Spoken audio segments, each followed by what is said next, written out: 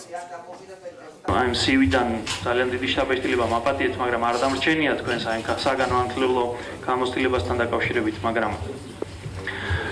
ვამბობ, რომ ეს არის ძალიან მცდარი გადაწყვეტილება ჩემი აზრით პოლიტიკურად და ზოგადადაც ღმერთ მაქნას მე ვწდებოდე პოლიტიკური შეფასების თვალსაზრისითაც და თქვენი საქმიანობის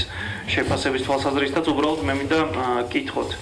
თუ შეგიძლიათ მითხრათ ყველაზე გამოცდისთვის არ ვამბობ უბრალოდ საკომისიო მოსმენას არ დავსწრები ვარ და ამდენად გეკითხებით თბილისში განათლების მხრივ ხუთი მთავარი პრობლემა რომლის